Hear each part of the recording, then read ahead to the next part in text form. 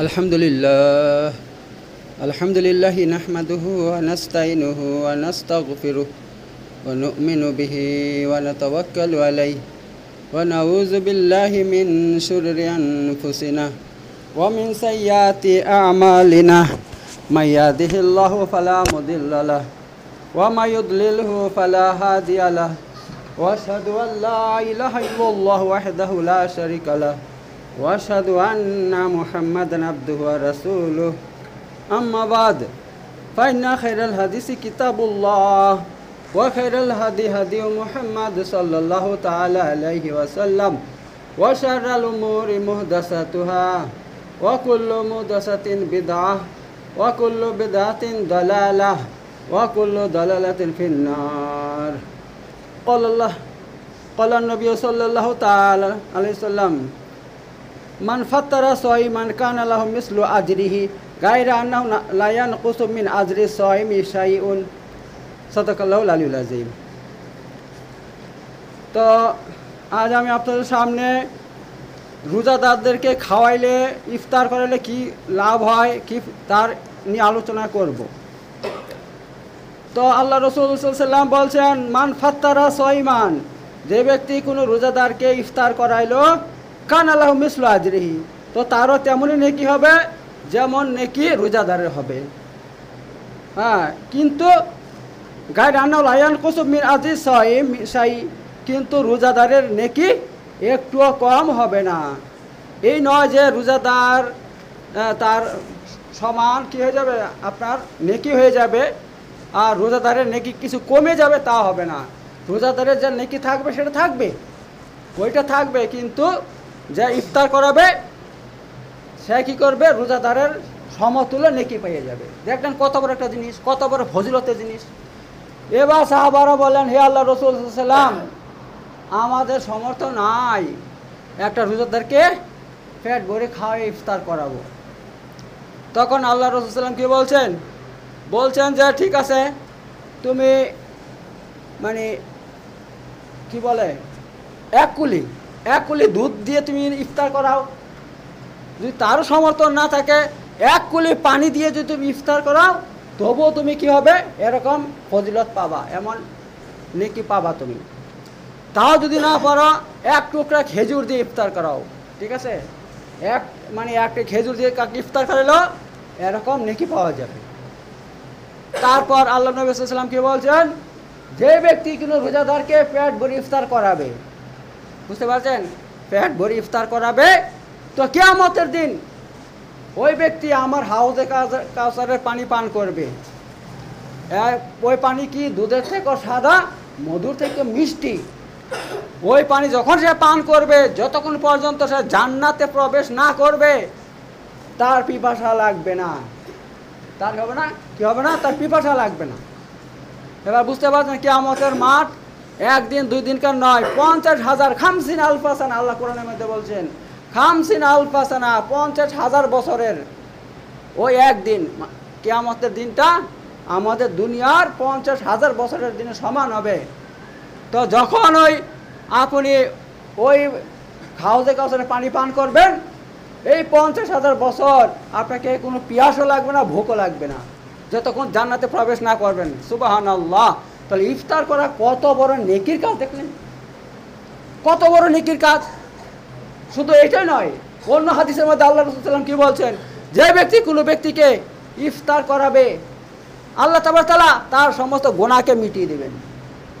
শুধু তাই নয়, আল্লাহ তাআলা তাকে জাহান্নাম থেকে আজাদ করে দেবেন, তাকে জাহান্নাম থেকে মুক্তি দান করবেন। এত উৎসাহ দেওয়া হয়েছে ইফতার করার মধ্যে, কিন্তু আমরা কেউ এই কাজটা করি না, এই কাজের দিকে ভ্রুক্ষেপ করি না। একদম কি করি, বেদাতে লিপ্ত হই। খুব মজা লাগে আমাদের বেদাত করতে হয়। কি করা, মিলাদ দাও। যে মিলাদ কোনো হাদিসে নাই, কোথাও নাই, কেউ করে নাই, সে মিলাদ দাও। মিলাদ দিয়ে কি করা, জিলাপি বিলাও, হ্যাঁ ওই তোমার মিষ্টি বিলাও, এই করো সেই করো, যা একটা নেকি পাওয়া যাবে না, গুনাহ হবে। আর যে করতে বলা হয়েছে ইফতার খাওয়াও, আমরা সেই কাজটা করছি না, আর যদি করি ভারী লাগে আমাদের কাছে। তো এবার কথা হলো, এখানে আপনি কাকে খাওয়াবেন ইফতার, এখানে কিন্তু আল্লাহ রাসূল সাল্লাল্লাহু আলাইহি ওয়াসাল্লাম কিন্তু নির্দিষ্ট করে দেয়নি যে গরিবকে খাওয়াও, বড় লোককে খাওয়াবে না, নির্দিষ্ট করে নাই। আপনি যাকে খাওয়াবেন তাকে আবার এতই নেকি হবে আপনার, ঠিক আছে? আপনি যদি গরিবকে খাওয়ান তবুও একই নেকি হবে, বড় লোককে খাওয়ালে একই নেকি হবে, যাকে খাওয়াবেন। তবে তবে আমরা প্রাধান্য দেবো কাকে? গরিব মিসকিনকে। যারা গরিব মিসকিন আমাদের সমাজে বসবাস করছে, হ্যাঁ, যাদের ঘরে মানে ইনকামের লোক নাই, খুব গরিব মানুষ, 2-3টা মেয়ে, বাচ্চা মেয়ে আছে, হ্যাঁ, বাপ হয়তো ছেড়ে দিয়েছে মাকে, দেখতেও আসে না, বাপ কোথায় চলে গেছে, মা সংসার চালাইতে পারছে না, কোনো মতন এদেরকে একটু 2 মুঠ মুখে দিয়ে এদেরকে বাঁচিয়ে রাখছে। এমন ফ্যামিলি আছে কি না? প্রতিটা গ্রামে আছে এরকম গরিব মানুষ। তো এরকম মিসকিনদেরকে দিতে হবে, ঠিক আছে? ওদেরকে কী করবেন? আপনি একটা ইফতার বানালেন, তৈরি করলেন, একটা বাসন ঢেকে ওর বাড়িতে দিয়ে চলে এলেন, ও এটা নাও, তোমার বাড়িতে নাও, এটা খাও তুমি, ঠিক আছে? তো এভাবে আমরা কি করব? এরকমভাবে তা আমাদের কী হবে? 2টো উপকার হয়ে যাবে, 2টো উপকার হয়ে যাবে। এক হচ্ছে কি, গরিবকে আমরা খাবার দিলাম, তাতে আমাদের নেকি হইলো, আবার ইফতার খাওয়ার যে নেকি সেটা আমরা পেয়ে গেলাম। তো এই ব্যাপার। এইবার কথা হইল কি, সমস্ত ইফতার খাওয়াইলে কি নেকি হবে? না। দেখুন আমাদের কাছে 2 রকমের মাল আছে, 2 রকমের খাবার আছে, একটা হালাল, একটা হারাম। এবার আপনার বাড়িতে কি হালাল আছে না হারাম আছে আমি কী করে জানবো? আমি জানবো? আমি জানবো না, তিনিও জানবো না, কেউ জানবেন? আপনারটা আপনি জানবেন। আমার বাড়িতে হালাল আছে না হারাম আছে আপনি জানবেন? জানবেন না, আমি জানবো। অতএব আমার কোন মালটা হালাল, কোন খাবারটা হালাল সেটা আমি জানি। আমি কি করব? যখন ইফতার খাওয়াবো আপনাকে, ওই হালাল মাল থেকে খাওয়াবো, ঠিক আছে? ওই হালাল মাল থেকে খাওয়াবো, হারাম থেকে খাওয়াবো না। কারণ আপনি যদি হারাম মাল দিয়ে ইফতার করান কাউকে, তাহলে একটুও নেকি পাবেন না, কোনো নেকি পাবেন না, বরং হারাম খাওয়ানোর কারণে আপনার গুনাহ হবে, ঠিক আছে? তো আমরা এই দিকে সব দিকে লক্ষ্য রাখবো, লক্ষ্য রেখে এই কাজে নামবো। এ হইলো আপনার ইফতার সম্পর্কে বললাম। এইবার দেখেন আমাদের আজকে কয়টা রোজা হইলো? 18টা রোজা হয়ে গেল, আর 2 দিন পর 20টা রোজা হয়ে যাবে, তাই তো? এইবার যখন 20টা রোজা হয়ে যাবে, আর কটা বাকি থাকবে? 10টা বাকি থাকবে। ওই 10টা রোজার যে কত দাম আল্লাহর নিকট, কত দাম! এবং এই 10টা রোজাতে আমাদের করণীয় কি, আমাদের কী করা দরকার, আল্লাহ নবী সাল্লাম কী করতেন ওই 10টা রোজাতে, বাকি 10টা রোজাতে, ওই নিয়ে আবার আমি কিছু বলবো। দেখুন যখন ওই এখানে দেখুন মা আয়েশা বলছেন, কি বলছেন?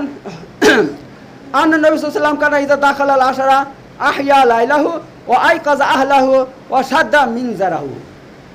তিনি বলছেন যে যখন ওই 20টা রোজা পার হয়ে যেত আর 10টা রোজা পৌঁছে যেত, তখন আল্লাহ রাসূলুল্লাহ সাল্লাল্লাহু আলাইহি ওয়াসাল্লাম কী করতেন? তিনি বাকি 10টা রোজা রাতে তিনি জাগতেন। আল্লাহ নবী সাল্লাল্লাহু আলাইহি ওয়াসাল্লাম কী করতেন? 10টা রোজাতে তিনি, বাকি 10টা রোজার রাতগুলোতে কী করতেন? তিনি জাগতেন। শুধু তাই নয়, ও আইকাযা আহলাহু, তিনার পরিবারের সবাইকে জাগাইতেন, নিজেও জাগতেন, সারা রাত জেগে ইবাদত করতেন এবং নিজের পরিবারের সবাইকে জাগাইতেন তিনি। আর কি করতেন? ওয়াসাদা মিজারাহু, এবং তিনার কোমরকে কঠিনভাবে বেঁধে নিতেন একেবারে। বুঝতে পারছেন তো? কোমরকে কঠিনভাবে বেঁধে নেওয়ার অর্থ বুঝতে পারছেন? তার মানে তিনি এত আবাদতে লিপ্ত হইতেন যে অন্য কোনো মাসে এত আবাদত তিনি করতেন না, যেই আবাদত এই বাকি 10 রাতে তিনি করতেন। তার প্রমাণ হচ্ছে নিচের এই হাদিসটা।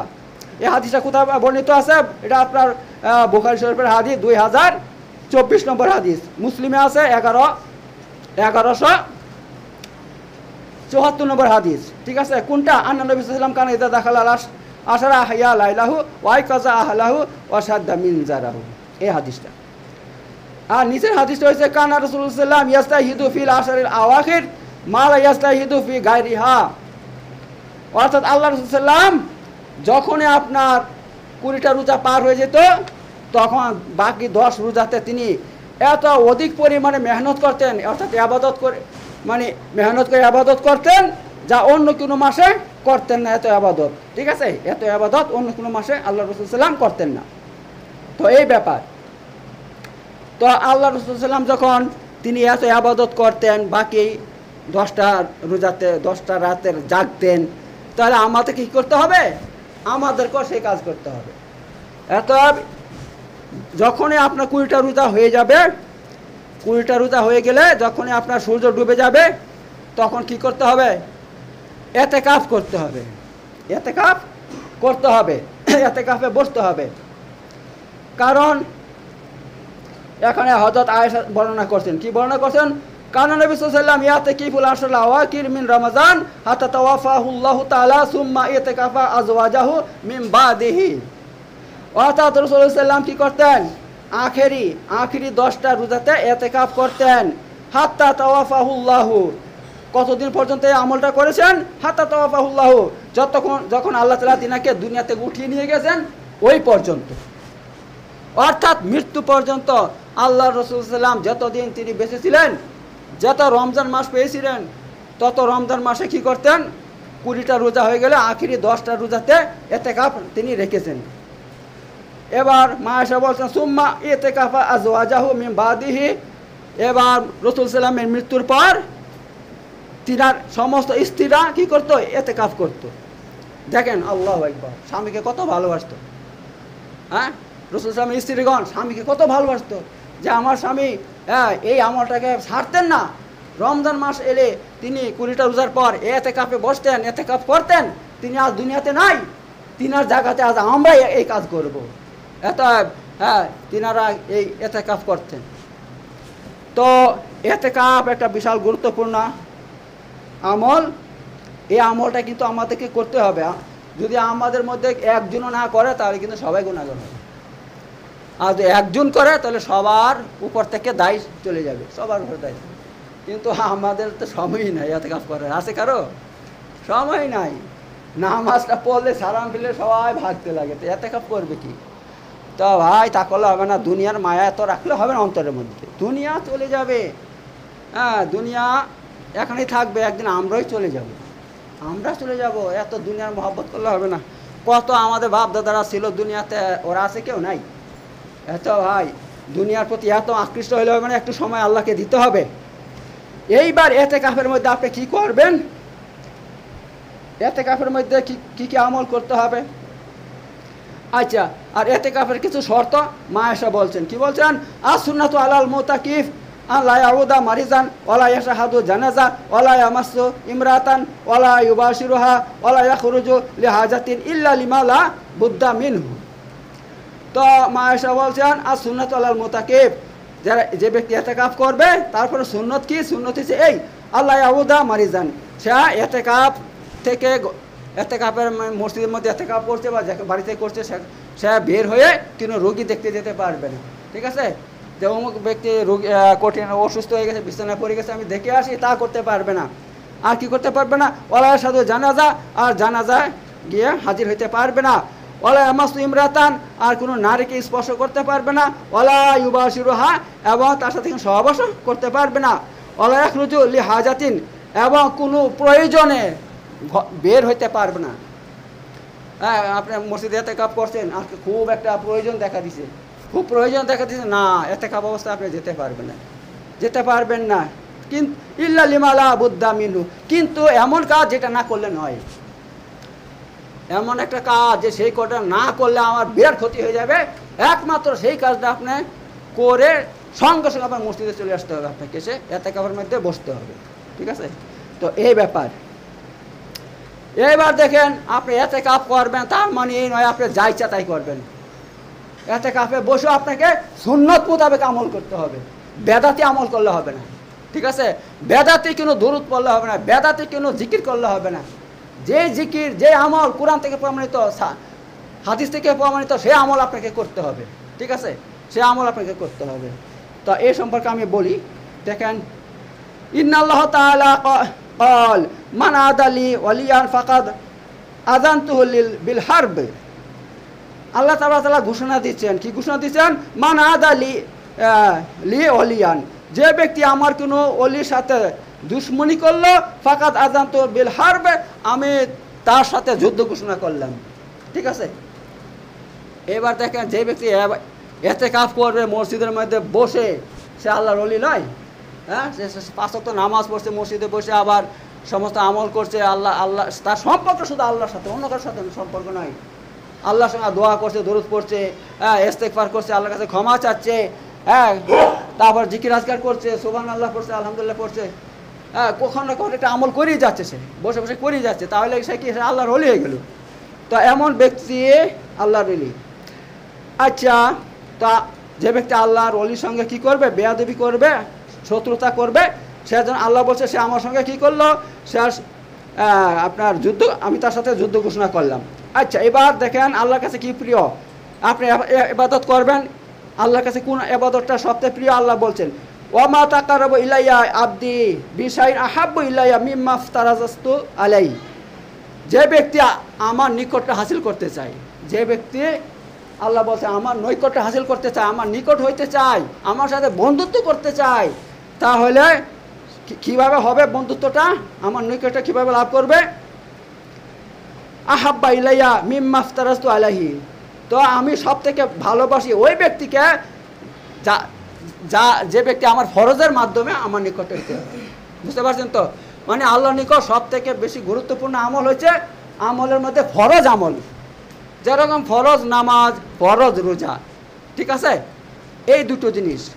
আর জাকাত, জাকাত ফরজ জাকাত, এই তিনটা। হ্যাঁ, তো আমরা যদি কি করি, এই ফরজ আদায় করি, যেরকম 5 ওয়াক্ত নামাজ ফরজ, নামাজ পড়লাম, ফরজ নামাজ পড়লাম, রমজানের রোজা ফরজ, রোজা রাখলাম, হ্যাঁ, জাকাত ফরজ, যে জাকাত, যদি আপনার জাকাতের আলাদা মশলা আছে সে অন্য সময় বলবো, যদি 7.5 ভরি সোনা হয় আর 52 ভরি রূপা আপনার কাছে থাকে, অথবা ওই পরিমাণ টাকা থাকে, ওই পরিমাণ মাল থাকে, তাহলে আপনার উপর জাকাত ফরজ হয়ে যাবে। ঠিক আছে, জাকাত ফরজ হয়ে যাবে। তার মানে কি আপনার ঘরের মধ্যে 1 বছরে যা টাকা জমবে ওই টাকার মধ্যে কি হবে?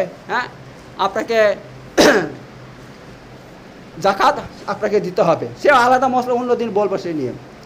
তো যাই হোক, তা আল্লাহ তাআলা বলছেন কেউ যদি আমার কাছে সবচেয়ে প্রিয় কি? সবচেয়ে প্রিয় আমল হয়েছে আমি যা ফরজ করছি সেটা আদায় করা। আচ্ছা, এবার দেখা গেল আপনার কি করছেন? আল্লাহর ফরজ আদায় করছেন, 5 ওয়াক্ত নামাজ পড়ছেন, রমজানের রোজা রাখছেন, তাহলে আল্লাহ কি বলছেন? আল্লাহ বলছেন তুমি আমার প্রিয় হয়ে গিয়েছো, তুমি আমার প্রিয় হয়ে গিয়েছো। এইবার তারপরে দ্বিতীয় প্রিয় জিনিস কি আল্লাহর কাছে? আল্লাহ বলছেন দেখেন। আচ্ছা, তারপরে বলছেন ওয়ামা ইয়াজালু আবদি ইয়াতাকাররাবু ইলাইয়া বিনওয়াফিলি। তারপরে বান্দা আমার নিকটবর্তী হবে কিসের মাধ্যমে? বিনওয়াফিলি, নফলের মাধ্যমে। ঠিক আছে, নফল ইবাদত। নফল মানে কি? বাড়তি ইবাদত। নফল মানে বাড়তি ইবাদত, যেটা আপনার ফরজ নাই, আল্লাহ চাপিয়ে দেয়নি। বাড়তি ইবাদত যেরকম ভাবে কি আপনি বসে আছেন, বসে এখানে থাকবো, 2 রাকাত নফল নামাজ পড়ে নিচ্ছি, বসে এখানে থাকবো, একটু জিকির করি, সুবহানাল্লাহ, আলহামদুলিল্লাহ, এগুলো নফল ইবাদত।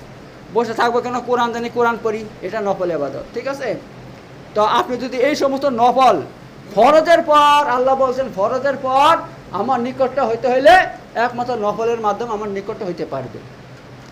এবার আপনি দুটো কাজই করছেন, ফরজ আদায় করছেন, নফল আদায় করছেন অল্প অল্প করে। ঠিক আছে, যতটুকু সমর্থ হয়। এই নয় যে আপনি সারাদিন জিকির আজকাল নিয়ে ব্যস্ত থাকবেন, যখনই সময় পান আপনি নফল ইবাদত করছেন, তো তাতে কি হয়ে গেলেন? আল্লাহর একদম প্রিয় হয়ে গেলেন, আল্লাহ আপনাকে ভালোবাসতে লাগবে।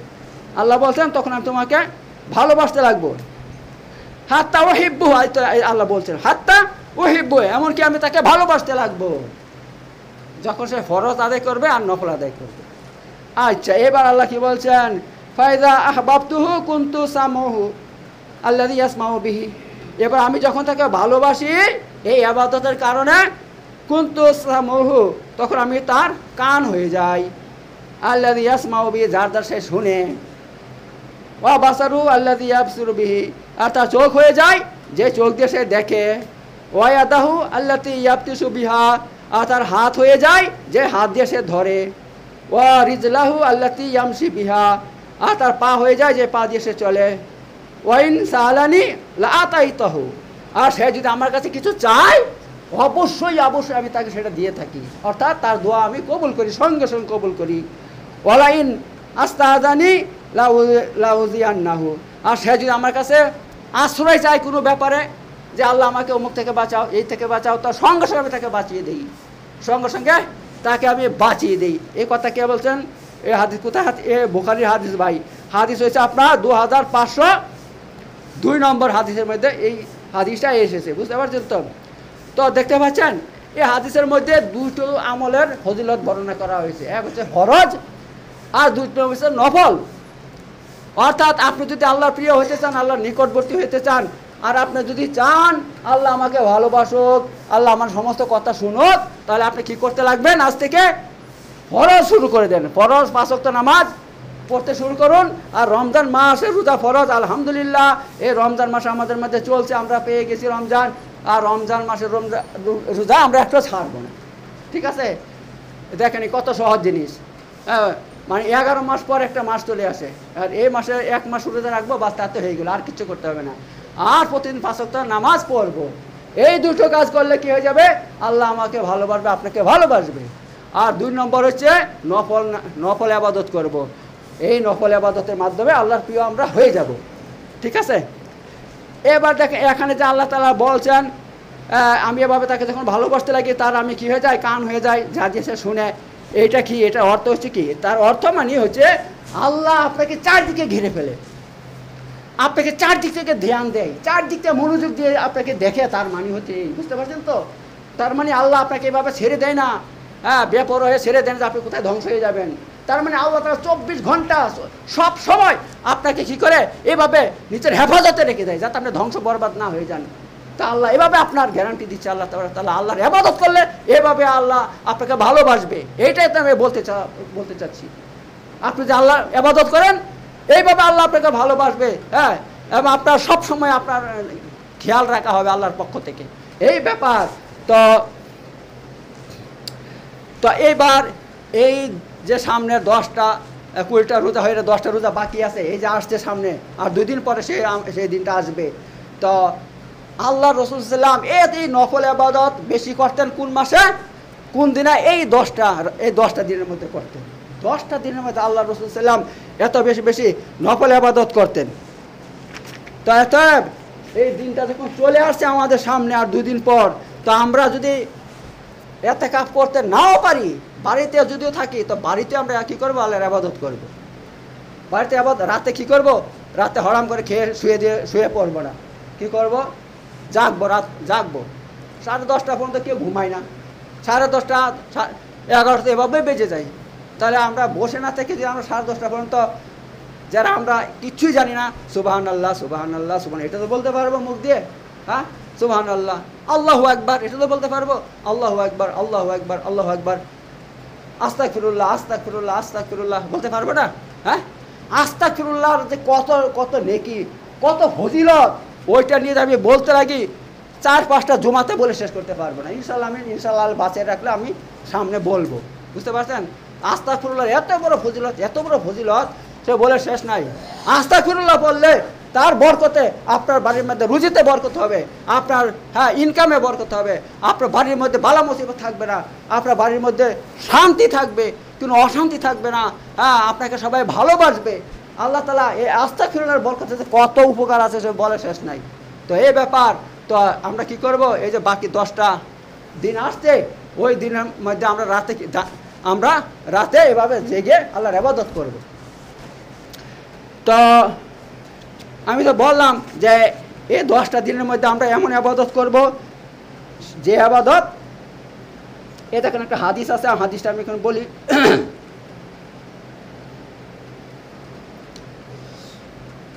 ফিল ইনসানি সালাসা মিয়াতো সিত্তুনা মিফসালান ফালাহি আয়াতাসাদ্দাকান কুল্লি মিফসালাতিন বিসাদাকাতিন।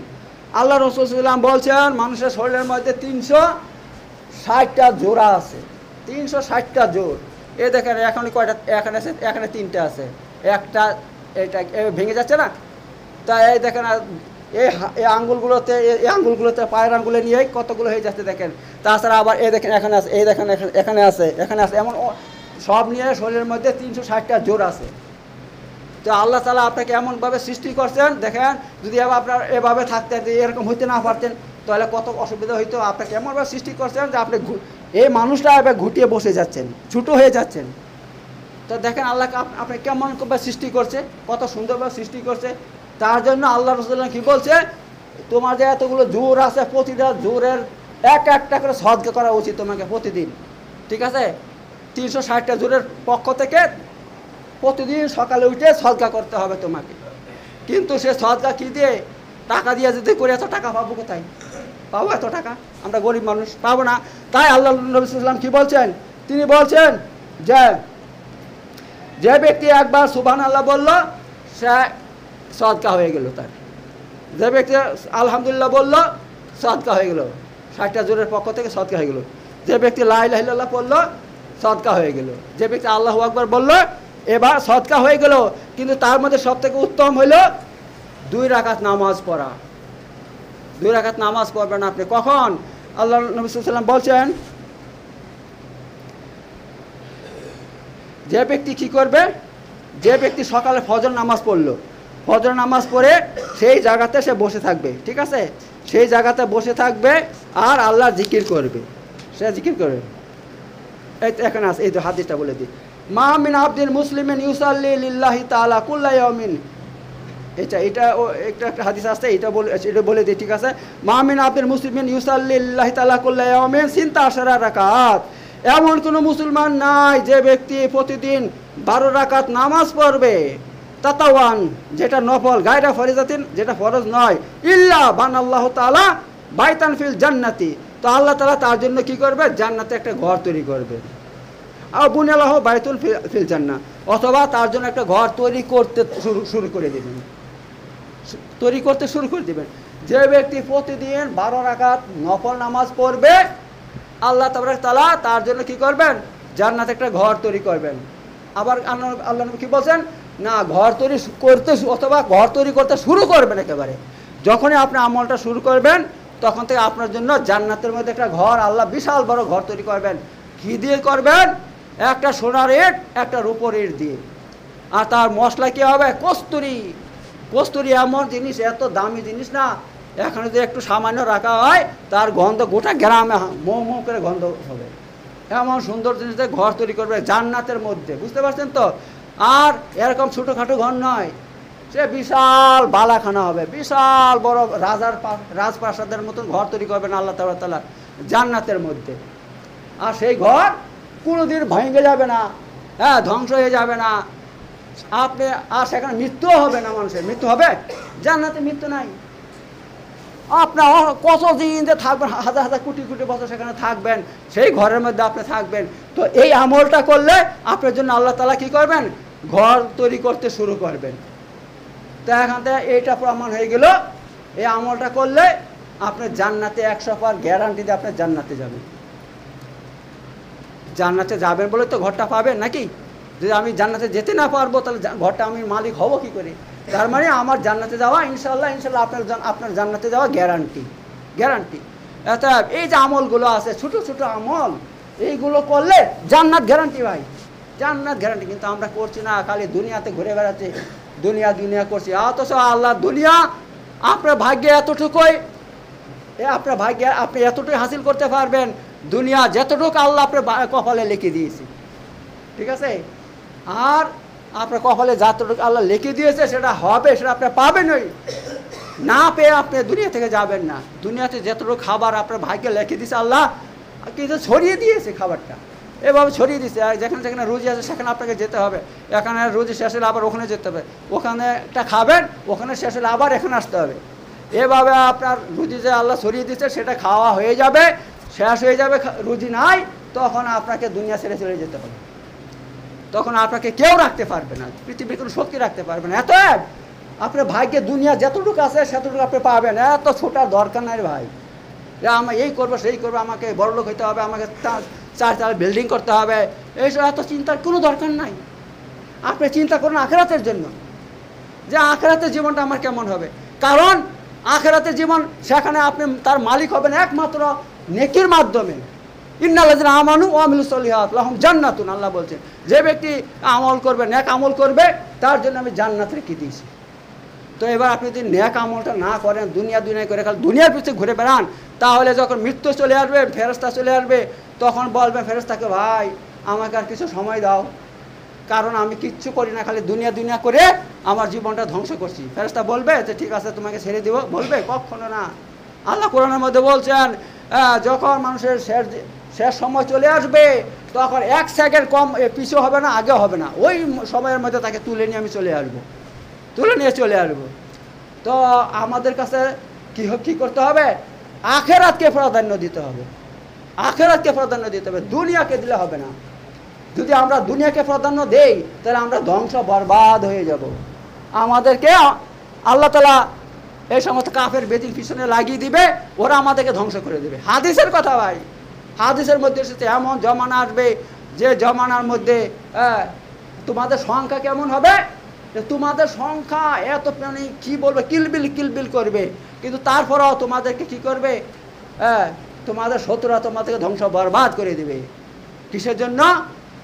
তোমাদের অন্তরের মধ্যে শুধু দুনিয়ার মহব্বত থাকবে। এই দুনিয়ার মহব্বতের কারণে আল্লাহ তোমাদেরকে ধ্বংস বরবাদ করবে, তোমাদের শত্রুরা তোমাদেরকে ধরে ধরে মারবে। তো দেখেন দুনিয়ার মধ্যে কি হচ্ছে, মুসলমানরা কত জায়গাতে মার খাচ্ছে দেখেন, কত জায়গাতে দুনিয়ার মধ্যে দেখেন, প্যালেস্টাইনে মার খাচ্ছে, আরও কত কত জায়গায় মার খাচ্ছে, মুসলমানদেরকে ধ্বংস বরবাদ করে দিচ্ছে শুধু শুধু আর শুধু এই কারণে যে আমাদের অন্তরে দুনিয়ার মহব্বত বেশি, আখিরাতের মহব্বত নাই। আল্লাহর ইবাদত আমরা করি না, আর দুনিয়া দুনিয়া করি। কালকে দেখলাম ফেসবুকের মধ্যে ভাই নামাজ পড়তে গেছে, আপনার এই ইমামের পিছনে নামাজ পড়ছে, তারাবি নামাজ, কোন মসজিদে জানি না, হতভাগা কী করছে, নামাজে পিছনের লাইনে বসে আছে আর মোবাইলের মধ্যে খেল দেখছে, বুঝলেন তো, ওই ক্রিকেট খেলা লাগিয়ে দিছে, এমন করে দেখছে, আওয়াজটা কম দিছে, খালি দেখছে, এত মহব্বতর দেখছে। যখন একদম ইমাম সাহেব রুকু যাবে, সেজদায় যাবে, সঙ্গে সঙ্গে আবার এটা রেখে দিয়ে আবার এমন করে ধরছে। হায় রে আল্লাহ রে, হায় রে আল্লাহ রে, আস্তাগফিরুল্লাহ, তোমার এতই মহব্বত, তোমার খেলের মহব্বত, তুমি আল্লাহর ইবাদত করতে এসেছো, এখনও তুমি আল্লাহকে প্রাধান্য দিচ্ছ না, এই দুনিয়াকে প্রাধান্য দিচ্ছ, তো তোমার এই ইবাদতকে আল্লাহ কবুল করবে? বলেন দেখি, করবে? আল্লাহ বলবে হাই হাই হাই হাই, তোর কাছে আমার একটু মহব্বত নাই? তুই এখনও ইবাদত করতেছিস, এখনও তুই খেলা দেখছিস, এখনও তুই একটু সময়ের জন্য আমাকে তুই মন ভরে স্মরণ করছিস না, মন ভরে আমার ইবাদত করছিস না। তো আল্লাহ তাআলা এই জন্য বলছি যে আমরা কি করব, এই দুনিয়াতে আল্লাহর ইবাদত বেশি বেশি করে করব। তো কি বললাম এখানে, যে আল্লাহ নবী সাল্লাম কি বলছে, দুনিয়াতে এমন কোনো মুসলমান নাই যে প্রতিদিন 12 রাকাত নফল নামাজ পড়বে, তো আল্লাহ তাআলা কি করবেন, তার জন্য জান্নাতে একটা ঘর তৈরি করবেন। এবার এই হাদিসটাকে বর্ণনা করছেন উম্মে হাবিবা রাদিয়াল্লাহু আনহা বর্ণনা করছেন, একটা মহিলা সাহাবী বর্ণনা করছেন। তো তিনি কি বলছেন দেখেন, মা তারাকতুহুন্না মুনযু সামাইতুহুন্না মিন রাসূলিল্লাহ সাল্লাল্লাহু আলাইহি ওয়াসাল্লাম, আমি যখন থেকে আল্লাহর নবীর মুখ থেকে হাদিসটা শুনেছি, তখন থেকে আমি কখনো এই 12 রাকাত নফল নামাজ কোনোদিন ছাড়ি না, আমি কোনোদিন ছাড়ি না, আমি প্রতিদিন আমি পড়ি। আর ভাইজান আলহামদুলিল্লাহ দেখেন সুসংবাদ, এই 12 রাকাত কিন্তু আমরা সবাই পড়ি, এই 12 রাকাত কিন্তু আমরা পড়ি ভাই। এবার হয়তো আমরা জানি না যে আমরা এই নামাজগুলো পড়ছি, এত এত মর্যাদা পাচ্ছি আমরা। এবার আমি আপনাদেরকে বলে দিচ্ছি, অন্য হাদিসের মধ্যে তিনি বলছেন, মান সাল্লা ফি ইয়াউমিন ওয়া লাইলাতিন সিনতা আশারা রাকাত বানিয়াল্লাহু বাইতুন ফিল জান্নাহ। আচ্ছা, তিনি বলছেন যে উম্মে হাবিবা অন্য হাদিসে বলছেন, যে ব্যক্তি রাত এবং দিনের মধ্যে 12 রাকাত নফল পড়বে, আল্লাহ তাআলা জান্নাত বানাবেন। এবার সেই 12 রাকাত কি দেখেন, এখানে বলছেন আরবাতান কাবলা জোহর, জোহরের আগে 4 রাকাত, ঠিক আছে, জোহরের আগে 4 রাকাত, ওয়ালাকাতাইনে বাদাহা, আর জোহরের পর 2 রাকাত, ওয়ালাকাতাইনে বাদাল মাগরিব, মাগরিবের পর 2 রাকাত, ওয়ালাকাতাইনে বাদাল ইশা, ইশার পর 2 রাকাত, ওয়ালাকাতাইনে কাবলাল ফজর, আর ফজরের আগে 2 রাকাত। তো আলহামদুলিল্লাহ আমরা সবাই কিন্তু এগুলো পড়ি কি পড়ি না? তাহলে আমাদের জন্য ইনশাআল্লাহ জান্নাতে ঘর তৈরি হয়ে গেছে বা তৈরি হচ্ছে, ঠিক আছে ইনশাআল্লাহ, এই ব্যাপার। তো এই সমস্ত নফল নামাজ নফল ইবাদত করলে এত এত ফজিলত, এত ফজিলত। এবার অন্য হাদিসে কি বলছেন, হযরত আনাস থেকে বর্ণিত, আনাস বলছেন কি বলছেন, মান সাল্লাল ফজরা ফি জামাতিন সুম্মা কাদা ইয়াজকুরুল্লাহ, ওই হাদিসটা চলে আসছে দেখেন, মান সাল্লাল ফজর ফি জামাতিন, যে ব্যক্তি জামাতের সাথে ফজরের নামাজ আদায় করলো, অনেক টাইম হয়ে গেছে, ছেড়ে দেবো নাকি? আচ্ছা, এই হাদিসটা বলে ছেড়ে দিচ্ছি। আচ্ছা, মান সাল্লাল ফজর ফি জামাতিন, যে ব্যক্তি জামাতের সাথে ফজর নামাজ পড়লো, সুম্মা কাদা, তারপর বসে পড়লো, তারপর কি করলো, ইয়াজকুরুল্লাহ, আল্লাহ জিকির করলো, হাত্তা তাতলাউ শামস, এমনকি সূর্য উদয় হয়ে গেল, সুম্মা সাল্লা রাকাতাইন, তারপর 2 রাকাত চারতো নামাজ পড়লো, কানাত লাহু কাজরিন হাজ্জিন ওয়া উমরাতিন তাম্মা তাম্মা তাম্মা। আল্লাহ নবী সাল্লাম বলছেন সে এত নেকি করলো যেমন হজ উমরা করলো, হজ পরিপূর্ণ হজ উমরা করলো। আল্লাহু আকবার। পরিপূর্ণ হজ উমরা করলে যেতটুকু নেকি পাওয়া যায়, আপনি যদি ফজর নামাজ পড়ে ওই জায়গায় বসে থাকেন আর জিকির আজকে করেন, সূর্য উঠে গেল 2 রাকাত নামাজ পড়লেন, তাহলে কি হলো, আপনি এতটুকু নেকি পাবেন, হজ উমরার মতন নেকি পাবেন। আর হজ করলে কি জানেন আল্লাহ নবী সাল্লাম কি ঘোষণা দিয়েছেন, যে ব্যক্তি হজ করলো বাস তার জান্নাত, তার জন্য জান্নাত ওয়াজিব হয়ে গেল, জান্নাত ওয়াজিব হয়ে গেল।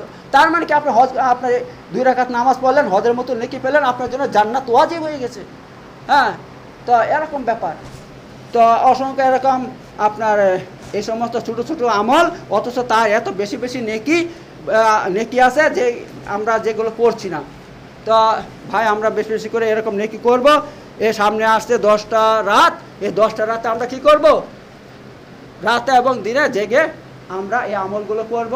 আর আলহামদুলিল্লাহ এই 10টা রাতের মধ্যে একটা রাত হয়েছে কি, শবে কদরের রাত। শবে কদরের রাতটা যদি আমরা পেয়ে যাই, আরে 10টা রাতই তো, এমন তো না যে অনেক দিন, 10টা রাত আমরা কেন জাগতে পারবো না?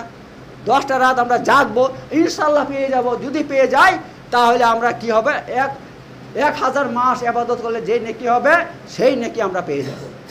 শুধু তাই নয়, 1 বছর আল্লাহ তাআলা আপনাকে সকল প্রকার কল্যাণ দান করবেন, সকল প্রকার কল্যাণ দান করবেন। আবার আল্লাহ নবী সাল্লাম কি বলছে, যে ব্যক্তি এই রাত থেকে বঞ্চিত হয়ে গেল, আল্লাহ তাআলা তাকে সকল প্রকার কল্যাণ থেকে বঞ্চিত করবেন। তার সকল প্রকার কল্যাণ মানে কি, এই বালা মুসিবত আসবে, বিপদ আসবে, এই আসবে, সে আসবে, কত রকমের খারাপ খবর আসবে, ইত্যাদি হবে। তো আল্লাহ তাআলা আমাদের সবাইকে এই বাকি 10টা রাত ভালোভাবে আমল করার তৌফিক দান করো। বারাকাল্লাহু আযীম ফি বারাকাল্লাহু ফিল আযীম বারাকাল্লাহু ফিল আযীম ওয়া নাফা'নাকুম বিযিকরিল হাকীম ইন্নাহু তাআলা জাওয়াদুল কারীম মালিকুল বাররাউফুর রাউফুর রাহিম।